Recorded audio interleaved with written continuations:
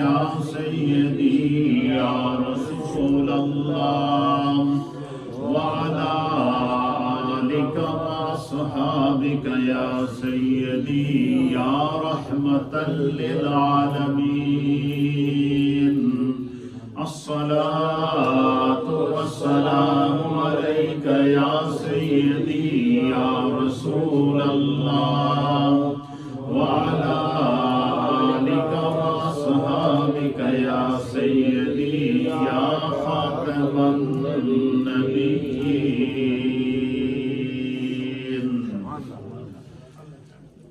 حمد و صلات کے بعد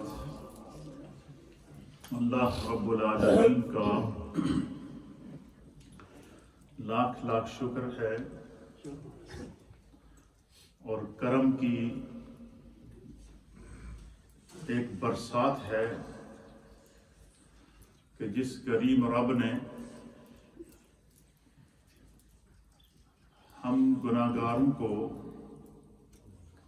اس سال 1444 ہجری کا جو رمضان عطا کیا،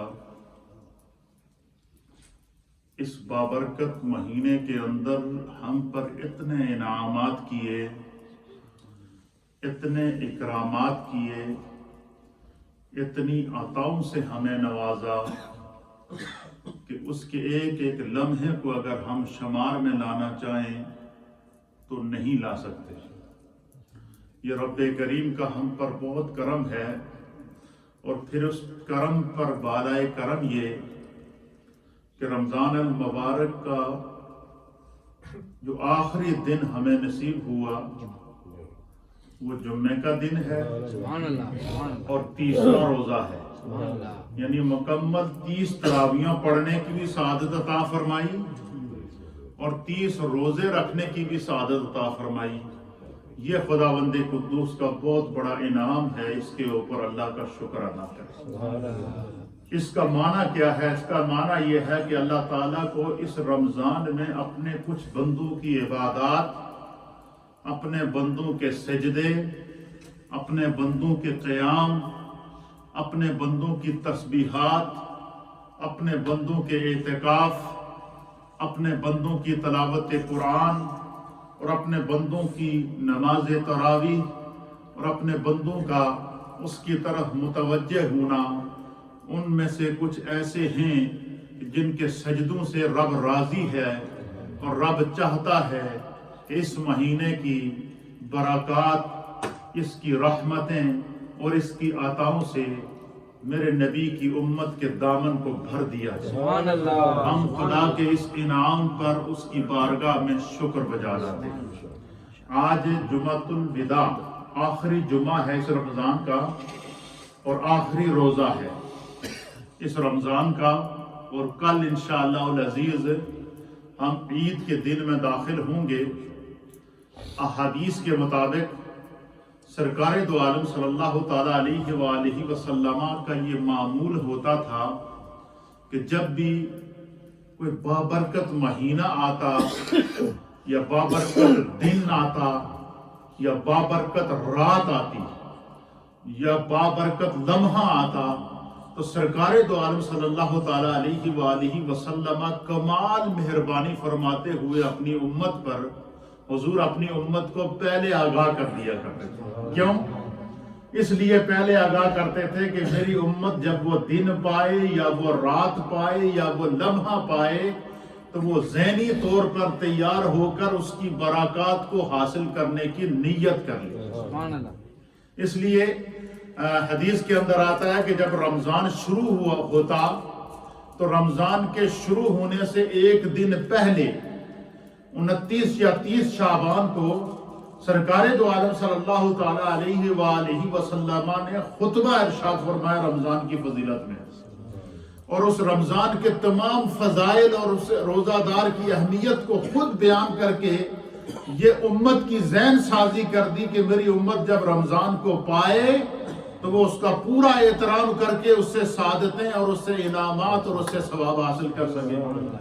اسی طریقے سے حدیث کے اندر آتا ہے کہ جب رمضان ختم ہوتا اور رمضان کا آخری روزہ ہوتا تو اللہ کے حبیب علیہ الصلوۃ والسلام پھر صحابہ اکرام کو جمع فرماتے اور ان کو باقاعدہ عید کی تیاری کے لیے، عید کے آداب کے لیے، عید کے دن کی اہمیت کے لیے اس پر بھی خطبہ دیتے، تاکہ میری امت جب عیدگاہ کے لیے تشریف لائے تو وہ ذہنی طور پر، فکری طور پر، قلبی طور پر، روحانی طور پر تیار ہو کر آئے۔ اور یہ سارا مقصد کیا ہے؟ تاکہ ہمارا جسم بھی پاک ہو جائے، ہماری روح بھی پاک ہو جائے، ہمارا عمل بھی پاک ہو جائے، ہمارا کردار بھی پاک ہو جائے، ہمارا گفتار بھی پاک ہو جائے۔ کیوں؟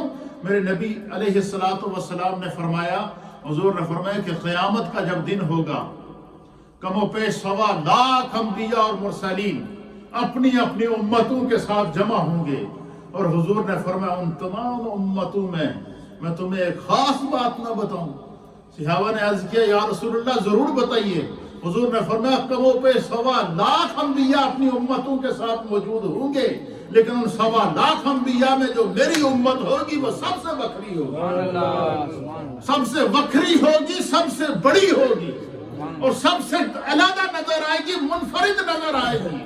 حضور نے فرمایا میں یہ بھی بتاؤں کہ انہوں دی پہچان کی ہوئے گی؟ صحابہ نے عرض کیا یا رسول اللہ بتائیے۔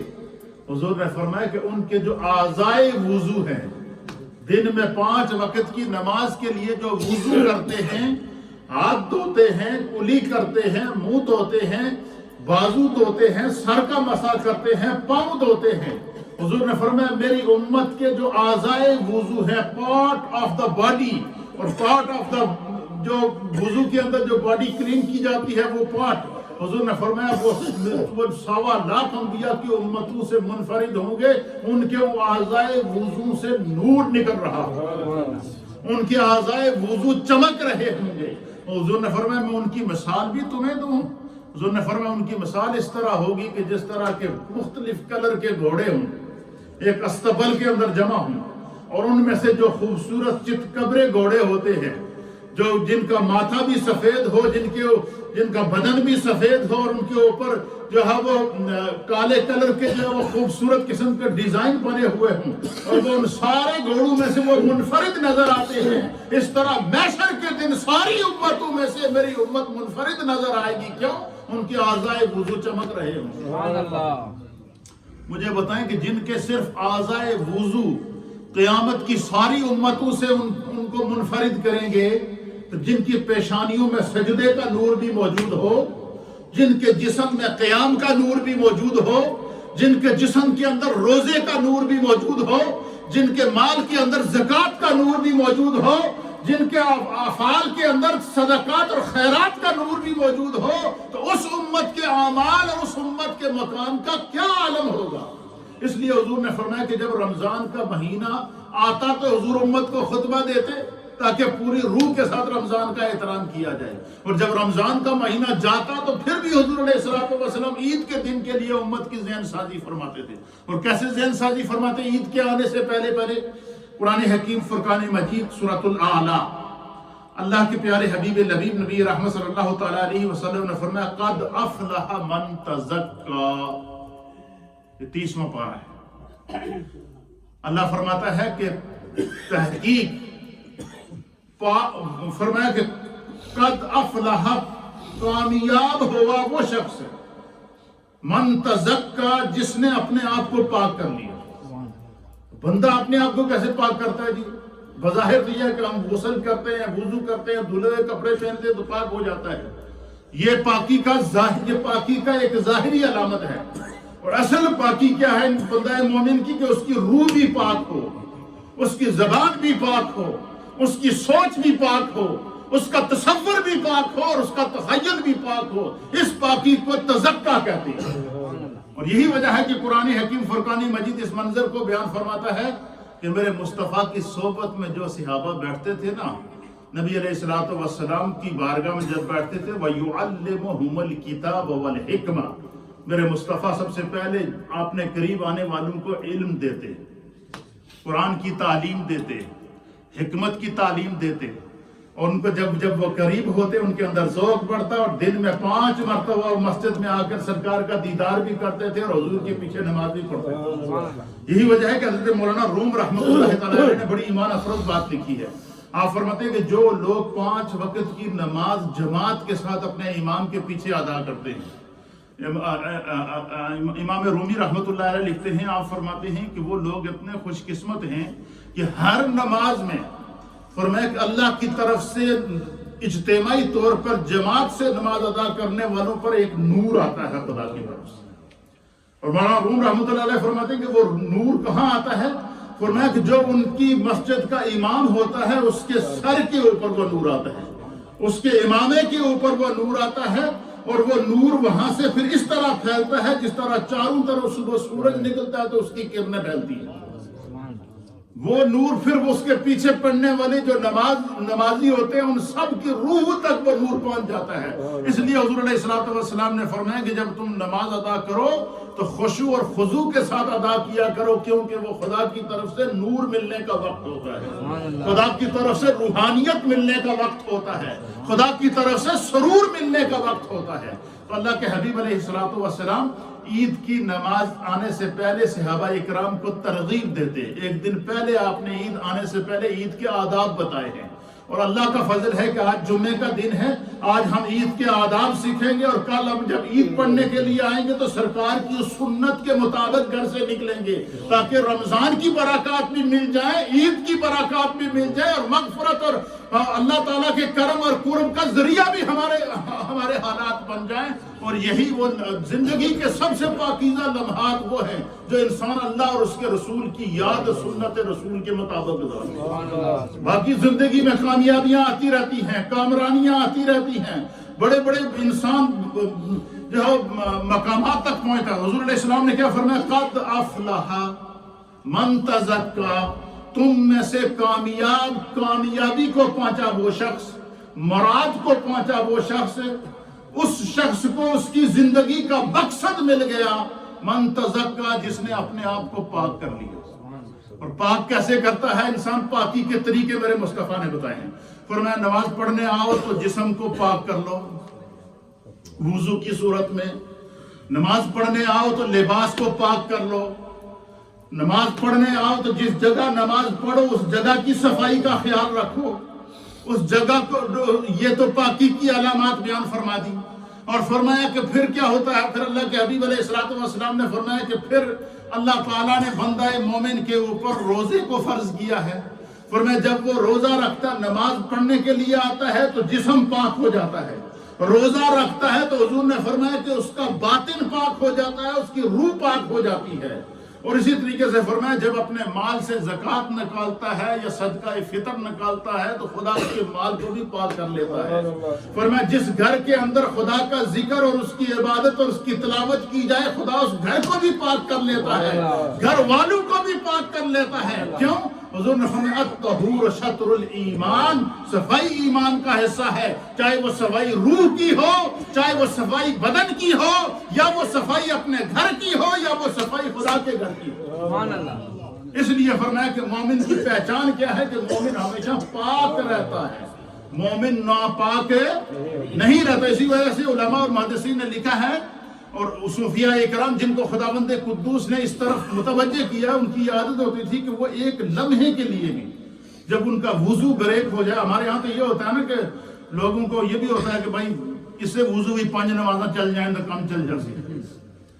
فرمایا کہ صوفیاء اکرام کا یہ معمول ہوتا تھا کہ اگر ان کا وضو بریک ہو جائے، نماز کا وقت ہو یا نہ ہو، وہ فوراً وضو کرتے تھے، اور اس نیت سے کرتے تھے کہ کہیں میری موت اگر آ جائے تو اس حال میں آئے کہ میں پاک، باقی کی حالت میں مجھے کیا ہے؟ موت آئے۔ تو اللہ کے حبیب علیہ الصلوۃ والسلام نے فرمایا کہ کامیابی کو پہنچا وہ شخص، مراد کو پہنچا وہ شخص جسے خدا نے پاک کر لیا، جو پاک ہوا۔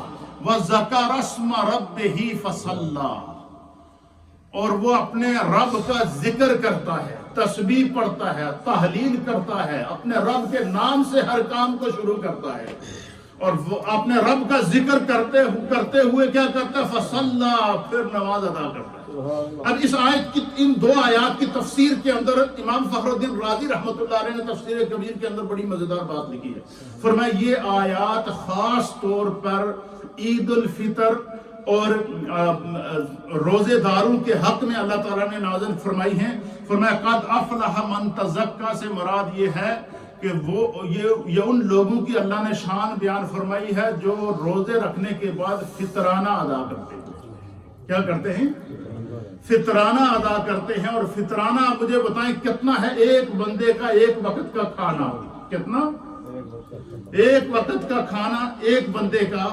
تو اللہ فرماتا ہے کہ جو بندہ 30 روزے رکھنے کے بعد 5 پاؤنڈ فطرانہ ادا کرے. کیوں؟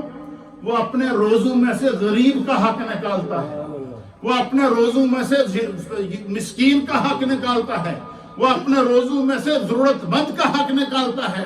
تو فرمایا خدا اس کو پاک کر دیتا ہے. کیا کر دیتا ہے؟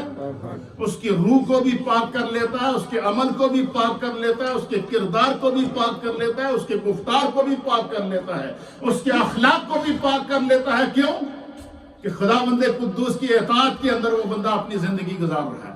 فرمایا کہ وہ شخص کامیاب ہوا جس نے فطرانہ ادا کیا, صدقہ فطر ادا کیا, اپنے مال کو بھی پاک کر گیا. اور حضور علیہ الصلوۃ والسلام نے فرمایا وَذَكَرَ اسْمَ رَبِّهِ فَصَلَّى, اور پھر اپنے گھر سے عید والے دن نکلا تو اس کی زبان کے اوپر وَذَكَرَ اسْمَ رَبِّهِ, اپنے رب کا ذکر تھا.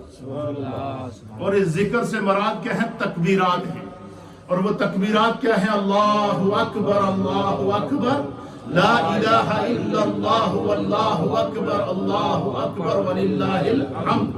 تو اللہ کے حبیب علیہ السلام نے فرمایا کہ جس وقت عید کے لیے گھر سے نکلو عید پڑھنے کے لیے تو تکبیرات پڑھتے ہوئے آؤ, اور ایک راستے سے آؤ اور دوسرے راستے سے واپس جاؤ. یہ سرکار دو عالم صلی اللہ علیہ وسلم نے عید کے کیا بتائے ہیں؟ آداب بتائے ہیں.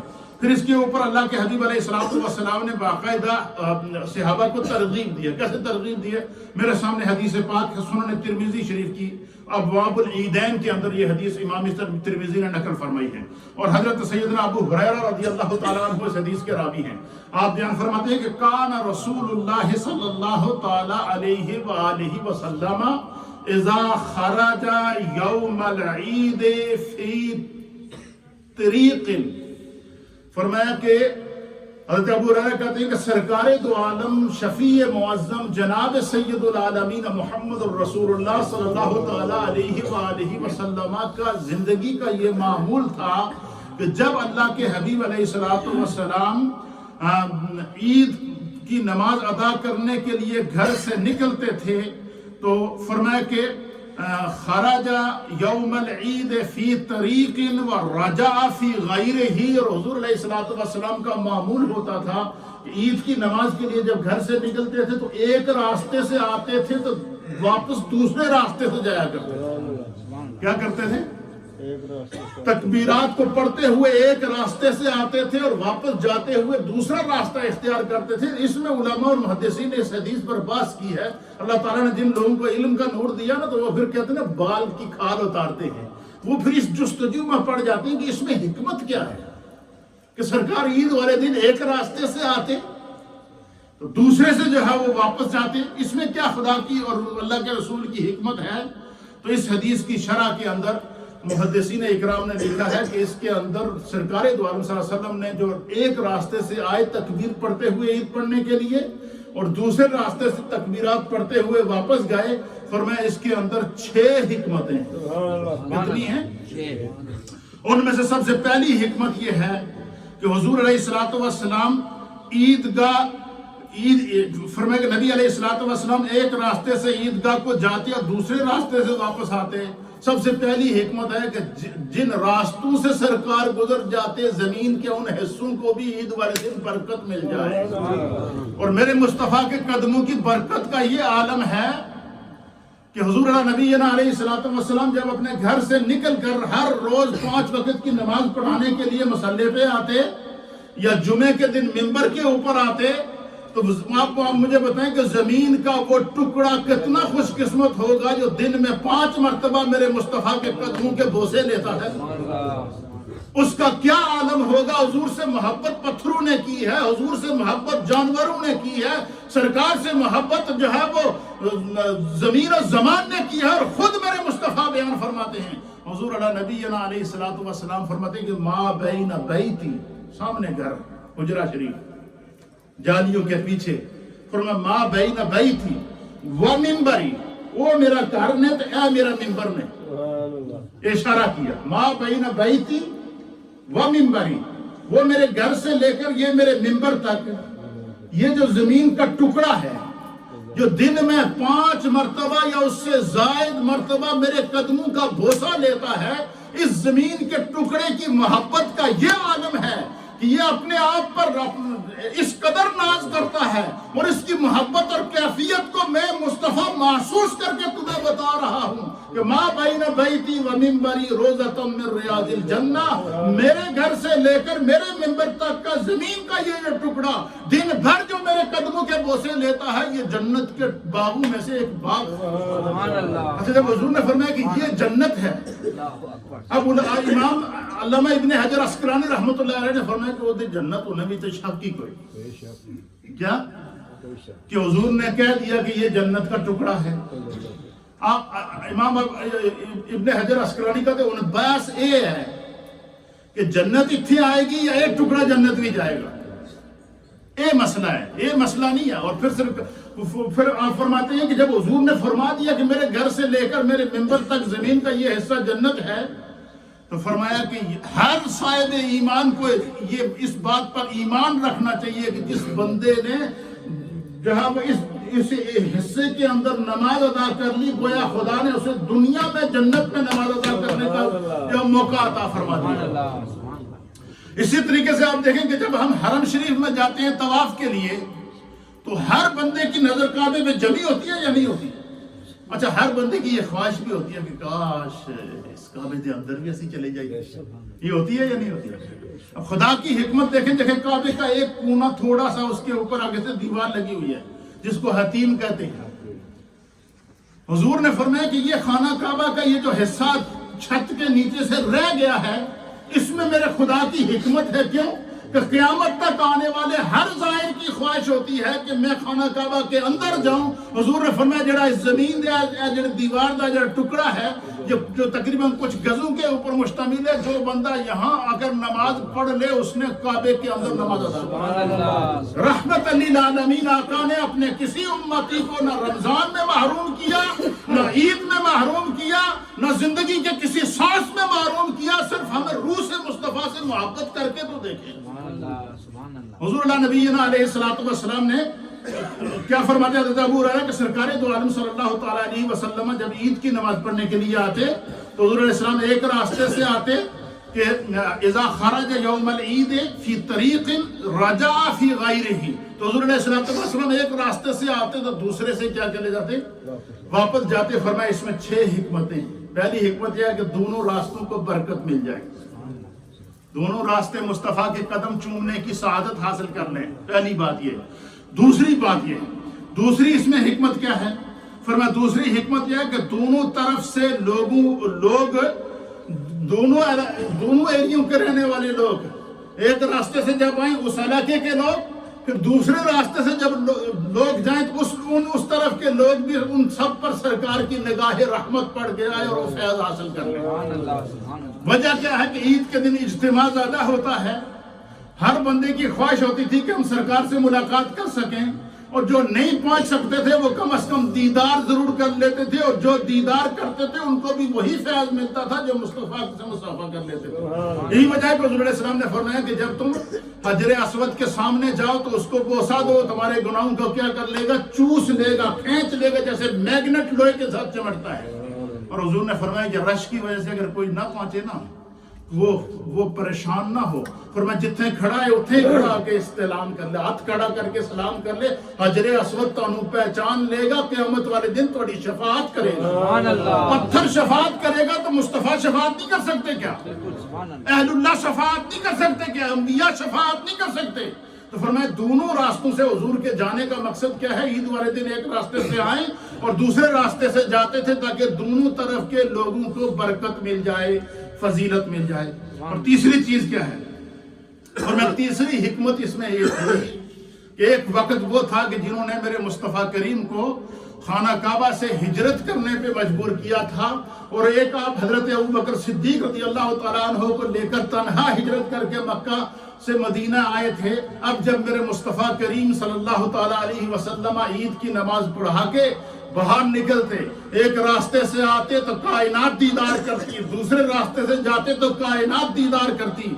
फरमाया इसमें ये भी हिकमत थी कि हुज़ूर अलैहिस्सलातु वस्सलाम एक रास्ते से आते तो दूसरे से जाते, ताकि मुनाफिकीन और कुफ्फार पर मुसलमानों की कसरत का रौब पड़ जाए और पता चले कि इस्लाम दिन ब दिन बढ़ रहा है। ईद का दिन मुसलमानों की शान और शौकत का दिन भी होता है। ईद का दिन इस्लाम के वकार का दिन भी होता है। ईद का दिन मुसलमानों की शान और अजमत को दिखाने का दिन भी होता है। और फरमाया कि इससे कुफार के ऊपर, मुनाफिकीन के ऊपर जो ये उम्मीद लगाए हुए थे कि इस्लाम तबाह हो जाएगा, बर्बाद हो जाएगा, इस्लाम जो है वो नहीं फैलेगा, तो उनको पता चल सके कि मुसलमान दिन ब दिन कसरत मुस्लिमीन को जाहिर करने के लिए हुज़ूर अलैहिस्सलाम रास्ते बदल बदल कर ईद वाले दिन जाया करते थे। ये तीसरी हिकमत है। और चौथी हिकमत, ये बात याद रखिएगा, उस चौथी हिकमत में हम सब शामिल हैं। चौथी हिकमत ये होती थी, हुज़ूर अलैहिस्सलातु वस्सलाम एक रास्ते से आते और दूसरे से जाते। मकसद क्या था कि मुसलमानों की तादाद ज्यादा हो गई, इज्तिमा कसीर हो गया, तो सरकार नहीं चाहते थे कि जिस रास्ते से मैं जाऊं तो उस रास्ते में भीड़ हो जाए और वो रास्ता ब्लॉक हो जाए। इसलिए एक रास्ते से आते और दूसरे रास्ते से जाते ताकि रास्ते ब्लॉक ना हो। इसमें हमारे लिए सबक क्या है, हम जब ईद पढ़ने आते हैं तो 10 कदम ते उतरे आ रहे, फिर भी गाड़ी निकाली हुई है, उससे सिलेंसर उतारा हुआ है, ईद पढ़ने जा रहे हैं, बड़े चौधरी साहब, सरदार साहब, सेठ साहब ईद पढ़ने के लिए जा रहे हैं। और जब पता चला जी ईद के निकले भी घर से उस वक्त के ईद के जमात खड़ी होने में 5 मिनट बाकी है, तो पता चला मस्जिद के बाहर गली के अंदर जहां जगह मिली, रोड खाली हो या ना हो, रोड गाड़ी पार्किंग करने की जगह हो या ना हो, वहीं खड़क से गाड़ी खड़ी की और अंदर आ गया, अल्लाह अकबर, खड़ा हो गया। पीछे रोड ब्लॉक, रास्ते ब्लॉक, भीड़ लगी हुई है, किसी ने इमरजेंसी हो जाना हो तो परेशानी। तो सरकार दो आलम सल्लल्लाहु तआला अलैहि वसल्लम ने ईद की नमाज अदा करने से पहले आप एक रास्ते से आते, ईद पढ़ के दूसरे रास्ते से आते और घर से पैदल चलकर आते थे और पैदल चलकर वापस जाते थे ताकि रास्ते ब्लॉक ना हो। इसमें हमारे लिए सबक है। और बिलखुसूस हमारी ये जो मदीना मस्जिद है, हमारी मस्जिद की कोई बड़ी पार्किंग नहीं है और ईद का इज्तिमा होता है। आप तमाम दोस्तों से मेरी खास तौर पर गुजारिश है, ये नबी पाक की हदीस और नबी पाक के अमल की हिकमत है कि जब आप अपने घरों से आएं तो अपने घरों से पैदल चल के आएं, तकबीरात पढ़ते पढ़ते आएं, ताकि रास्ते ब्लॉक ना हो, गाड़ियां खड़ी करने के लिए भी प्रॉब्लम खड़ी ना हो। तो हम इर्द गिर्द के सारे मोहल्ले से रहते हैं, जो लोग दूर से आते हैं तो वो अपनी गाड़ियों को दूर ऐसे इलाके में खड़ा करें कि कम से कम यहाँ आधा मील कम से कम पैदल चल के आ जाएं या आधा किलोमीटर पैदल चल के आ जाएं, ताकि मस्जिद के इर्द गिर्द रश मौजूद ना रहे। और इसमें यह सरकार की हिकमत होती थी कि हुज़ूर अलैहिस्सलाम एक रास्ते से आते थे और दूसरे से वापस जाते थे ताकि रास्तों में भीड़ ना हो, ताकि रास्ते ब्लॉक ना हो, ताकि मुसलमानों के अमल से किसी दूसरे को तकलीफ ना हो। और फिर ये बात याद रखें कि हम जिस मुल्क में रह रहे हैं ये गैर मुस्लिम मुल्क है। हमारा अमल दूसरे के लिए क्या बनेगा? किरदार बनेगा। हमारा अमल दूसरे के लिए अखलाक बनेगा। हमारा अमल दूसरे के लिए एग्जाम्पल बनेगा। इसलिए कोई ऐसा रास्ता ना हो, अगर आप यहाँ ईद पढ़ने आए, पता चला ये रोड भी ब्लॉक है, वो रोड भी ब्लॉक है, रोड के बीच में इधर से भी गाड़ियां खड़ी हैं, उधर से भी गाड़ियां खड़ी हैं, इधर से भी गाड़ियां खड़ी हैं, और बाहर से कुफार और मुशरिकीन गुजर रहे हैं और वो कहेंगे ये किन लोगों में हम आ गए।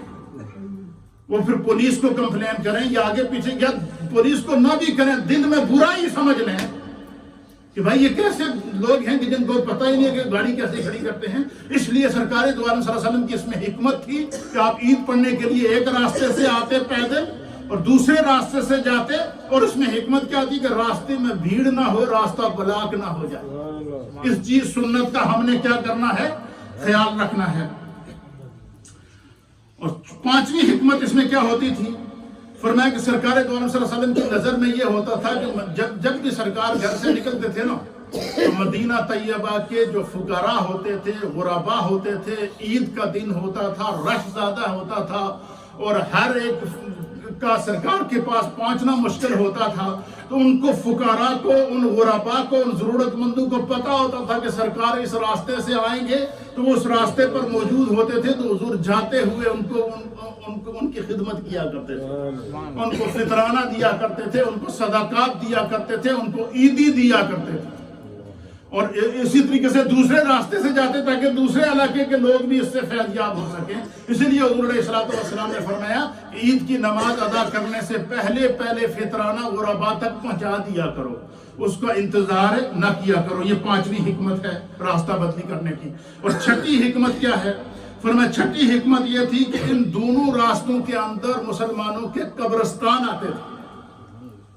کیا ہوتے تھے؟ مسلمانوں کے قبرستان آتے تھے، اور اللہ کے حبیب علیہ السلام ادھر سے جاتے تو پھر بھی بقیع کا دروازہ سامنے ہوتا، ادھر سے جاتے تو پھر بھی جنت البقیع سامنے ہوتا، جاتے ہوئے بھی اہل ایمان کے لیے سرکار مرحومین کے لیے دعا کرتے تھے، آتے ہوئے بھی مرحومین کے لیے دعا کرتے تھے۔ خوشی کا دن ہے، ملاقات کا دن ہے، رحم کا دن ہے، کرم کا دن ہے، فضل کا دن ہے۔ میرے مصطفیٰ چاہتے تھے کہ جو ہم سے جدا ہو چکے ہیں ان پر بھی اسی طرح رحمت ہو جو میرے سامنے موجود ہیں، جس طرح ان پر میری نگاہ کرم پڑ رہی ہے۔ اس لیے عید والے دن اپنے مرحومین کو بھی بھولنا نہیں ہے۔ یہ آداب عید ہیں۔ یہ عید کی نماز آنے سے پہلے میرے مصطفیٰ نے اپنے عمل سے امت کی تربیت کی ہے، اور ان چیزوں کو سمجھنا انتہائی ضروری ہے۔ اور 6ٹھا چیز کیا ہے؟ 6ٹھی حکمت کیا ہے؟ 6ٹھی حکمت کے بارے میں امام نووی رحمۃ اللہ تعالیٰ علیہ نے اور امام ترمذی رحمۃ اللہ تعالیٰ علیہ نے اور اسی طرح محدثین نے جن نے اس حدیث کی شرح لکھی ہے، انہوں نے لکھا کہ 6ٹھی حکمت یہ ہے کہ اللہ کے حبیب علیہ السلام نے فرمایا کہ مومن جن راستوں سے نماز پڑھنے کے لیے جاتا ہے نا، یا جن راستوں سے نماز پڑھ کر واپس آتا ہے، وہ راستے مومن کے ایمان کی، اس کے نمازی ہونے کی، اس کے اللہ کے خاص بندے ہونے کی گواہی دیتے ہیں۔ حضور ایک راستے سے عید پڑھنے کے لیے آتے تکبیر پڑھتے ہوئے، دوسرے راستے سے تکبیر پڑھتے ہوئے جاتے، تو فرمایا کہ وہ دونوں راستے ہمارے ایمان کی، ہمارے سجدوں کی، ہمارے مسلمان ہونے کے گواہ بن جائے۔ اور 7ویں حکمت اس کے اندر کیا ہے؟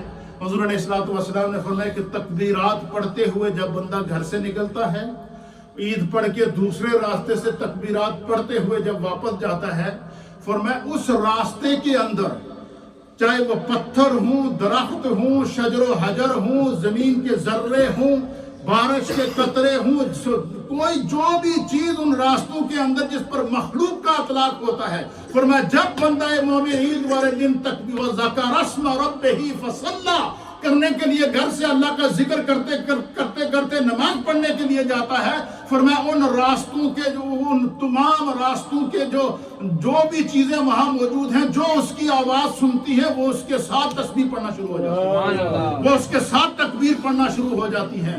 پتھر بھی تکبیر پڑھتے ہیں، کیونکہ اللہ نے فرمایا یسبح للہ ما فی السماوات و ما فی الارض، کہ کائنات میں ہر شے جو کوئی چیز ایسی نہیں ہے کہ جو اللہ کی تسبیح بیان نہ کرتی ہو۔ تو مصطفیٰ کریم کی اس میں حکمت کیا آتی تھی؟ ایک راستے سے تکبیر پڑھتے ہوئے آتے تاکہ اس راستے کے پتھر بھی تکبیر پڑھ لیں، اس راستے کے ذرے بھی تکبیر پڑھ لیں، اس راستے کے درخت بھی تکبیر پڑھ لیں، اس راستے کی زمین بھی تکبیر پڑھ لے، اس راستے کا آسمان بھی تسبیح پڑھ لے، اور دوسرے راستے کے اوپر بھی وہ تکبیرات پڑھیں۔ اب مجھے بتائیں کہ اگر قیامت والے دن پتھر تکبیر پڑھنے والوں میں شامل ہو اور ہماری زبانیں بند ہوں تو اس سے بھی کوئی بڑی بدقسمتی ہوگی۔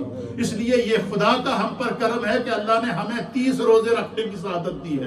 خدا نے اس رمضان میں ہمیں 5 جمعے عطا فرمائے ہیں، 30 تراویح پڑھنے کی توفیق دی ہے، اور پھر جو ہے وہ مکمل طور پر قرآن سننے کی توفیق دی ہے، اعتکاف کی سعادت دی ہے۔ کیا کیا اللہ نے ہم پر انعام نہیں کیے۔ ہر روز سحری اور افطاری کی برکات اور انعامات سے خدا نے ہمیں نوازا ہے۔ اس لیے کل جو آنے والا عید کا دن ہے وہ شکر کا دن ہے۔ اس پر انشاءاللہ میں کل تفصیل سے گفتگو کروں گا۔ یہ عید والے دن راستہ بدلی کرنے کے آنے کی حکمت کیا ہے۔ پھر اسی طریقے سے سرکار دو عالم صلی اللہ علیہ وسلم نے عید کی نماز سے پہلے امت کی ایک تربیت اور کی ہے، اور وہ کیا تربیت کی ہے؟ حضرت سیدنا عبداللہ ابن عباس رضی اللہ تعالیٰ عنہ اس حدیث کے راوی ہیں۔ آپ بیان فرماتے ہیں کہ نبی علیہ الصلوۃ والسلام نے فرمایا کہ فرض رسول اللہ صلی اللہ تعالی علیہ وآلہ وسلم زکوٰۃ الفطر طہرۃ للصیام من اللغو والرفث وطعمة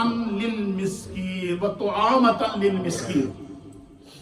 حضور علیہ الصلوۃ والسلام آپ فرماتے ہیں کہ نبی علیہ الصلوۃ والسلام نے فرمایا کہ صدقہ فطر، فطرانہ عید کی نماز سے پہلے ادا کرنے کا کیا فائدہ ہے؟ فرمایا یہ فطرانہ بندہ مومن کے روزوں کو پاک کر لیتا ہے، نمازوں کو پاک کر لیتا ہے، عمل خیر کو رمضان میں کیے ہوئے عملوں کو پاک کر لیتا ہے، اور ان چیزوں سے بندہ پاک ہو جاتا ہے من اللغو، جو اس نے روزے کی حالت میں کوئی بے حیائی کا کام اس کی زبان سے یا اس کے عمل سے ہو گیا ہو، فطرانہ ادا کرنے سے خدا اس کو معاف کر دیتا ہے۔ توبہ کرو، ساتھ میں توبہ کی جائے۔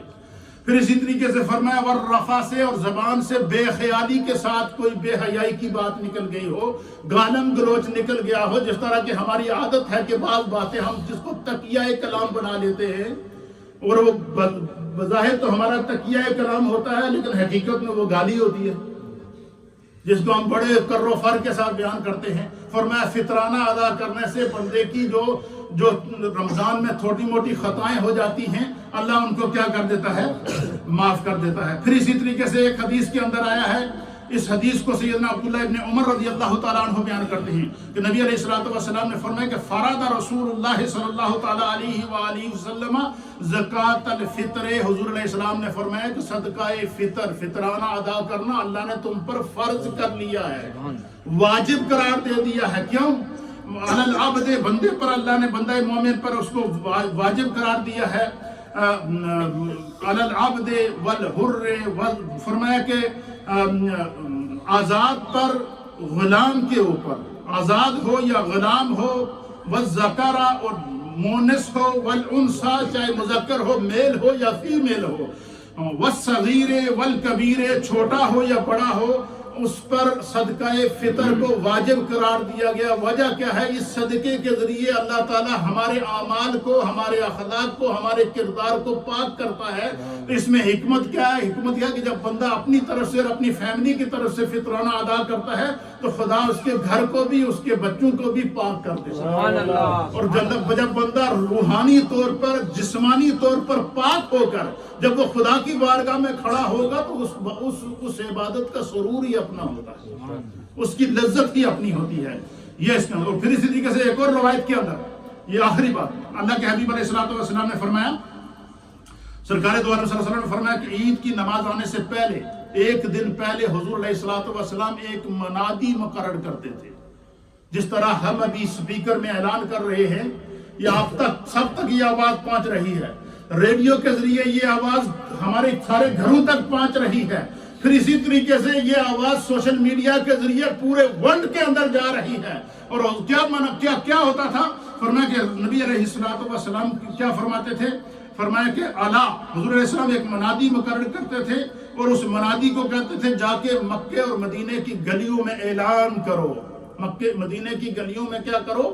اعلان کرو۔ منادی کیا اعلان کرتا تھا؟ وہ کہتا اعلیٰ ان صدقۃ الفطر واجبۃ، سنو میرے مصطفیٰ نے اعلان کیا ہے کہ اللہ نے تم پر فطرانے کو واجب کیا ہے، صدقہ فطر کو واجب کیا ہے۔ عید کی نماز سے پہلے اس کو ادا کر لو تاکہ خدا تمہارے روزوں کو، تمہاری نمازوں کو، تمہارے اخلاق کو، تمہارے کردار کو اور تمہاری گفتار کو پاک کر دے۔ فرمایا کہ الا ان صدقۃ الفطر واجبۃ علی کل مسلم، ہر مسلمان پر خدا نے اس کو واجب کیا ہے، ذکر او انثی، چاہے وہ میل ہو یا فیمیل ہو، مذکر ہو یا مونس ہو، ان پر اللہ نے اس کو کیا کر دیا ہے؟ واجب کر دیا ہے۔ حر او عبد، آزاد ہو یا غلام ہو، فرمایا صغیر او کبیر، چھوٹا ہو یا بڑا ہو۔ چھوٹے سے مراد یہ ہے کہ جو گھر کا سربراہ ہے وہ اپنے بچوں کی طرف سے ادا کرے گا۔ اس حدیث کی روشنی میں ہمارے مفسرین نے لکھا ہے کہ جس شخص کے گھر عید والے دن صبح بھی کوئی بچہ پیدا ہو تو ان والدین کو چاہیے کہ وہ اس کی طرف سے صدقہ فطر ادا کرے۔ تو یہ چند عید کے نماز کے آنے سے پہلے کے آداب تھے۔ جو میرے مصطفیٰ کریم نے بیان کر کے امت کی ذہن سازی کی ہے۔ ہم مسلمان ہیں، ہمیں ہر بات میں خدا نے سبق دیا ہے، ہمارا دین ہمیں ہر بات کو سمجھنے کی توفیق دیا۔ اب مجھے بتائیں اس دین کا اس سے بھی بڑا کوئی طریقہ ادب ہوگا؟ میرے مصطفیٰ نے فرمایا کہ جب تم بیت الخلاء کے اندر، ٹوائلٹ کے اندر جاؤ تو جانے سے پہلے دعا پڑھو، واپس آؤ تو پھر دعا پڑھو، اور جب تم بیت الخلاء پیشاب کے لیے یا پاخانے کے لیے جاؤ تو حضور علیہ الصلوۃ والسلام نے فرمایا اس طرح بیٹھو کہ تمہارا رخ قبلے کی طرف نہ ہو۔ حضور نے فرمایا کھڑے ہو کر پیشاب نہ کرو۔ جو دین انسان کو جو ہے وہ طہارت اور بیت الخلاء اور ٹوائلٹ کے اندر جانے تک کے آداب بتاتا ہے، مسجد میں جانے کے آداب بتاتا ہے، گھر میں جانے کے آداب بتاتا ہے، سوسائٹی اور معاشرے کے اندر رہنے کے آداب بتاتا ہے، اس سے بھی بڑا کوئی دین رحمت ہوگا؟ لیکن یہ سب کچھ ہونے کے باوجود ہم سیکھتے نہیں ہیں، ہم ایک کان سے سنتے ہیں دوسرے سے نکال لیتے ہیں۔ تو آج کی پوری گفتگو کا سبق کیا ہے؟ میرے مصطفیٰ کریم کی حدیث سے ہمیں پتہ چلا کہ ہم نے عید والے دن عید پڑھنے آنا ہے، لیکن راستوں کو بلاک نہیں کرنا ہے۔ آپ سارے دوستوں کی خدمت میں میری گزارش ہے، جو بہت دور 3-4 مائل دور رہتے ہیں وہ تو گاڑیوں پہ آئیں اور گاڑیوں کو دور پارک کریں، لیکن یہ ہماری مسجد کے ارد گرد جتنے محلے ہیں، یہ گلی ہے، وہ گلی ہے، تیسری گلی ہے، چوتھی گلی ہے، چارلے اولڈ روڈ ہے، چارلے نیو روڈ ہے، اور اس کے بیچ کے اندر جتنی گلیوں کے رہنے والے آپ سارے لوگ عید پڑھنے کے لیے پیدل چل کر آئیں گے، تکبیرات پڑھتے ہوئے آئیں گے۔ اپنی گاڑیوں کو عید کی نماز تک ادھر ہی چھوڑ دیجیے گا، اس کے بعد کہیں جانا ہوا تو چلے جائیں۔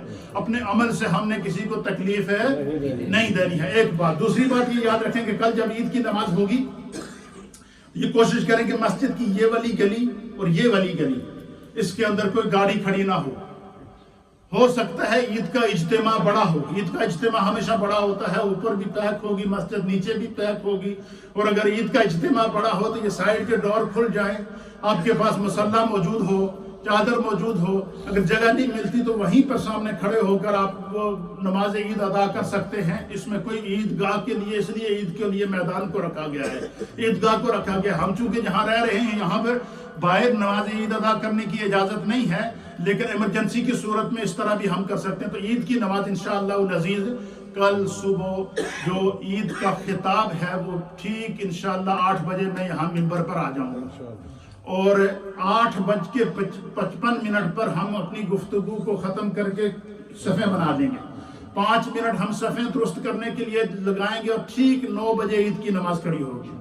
عید کی نماز کا 8:10 پر خطاب ہے، اور 9 بجے پہلی جماعت کھڑی ہوگی، اس کے بعد خطبہ ہوگا، دعا ہوگی، اجتماعی دعا ہوگی، پھر اس کے بعد دوسری جماعت ہوگی جو 9:30 بجے خطبہ ہوگا، اور 10 بجے جماعت ہوگی۔ پہلی عید کی نماز میں پڑھاؤں گا، دوسری حافظ ذیشان صاحب پڑھائیں گے۔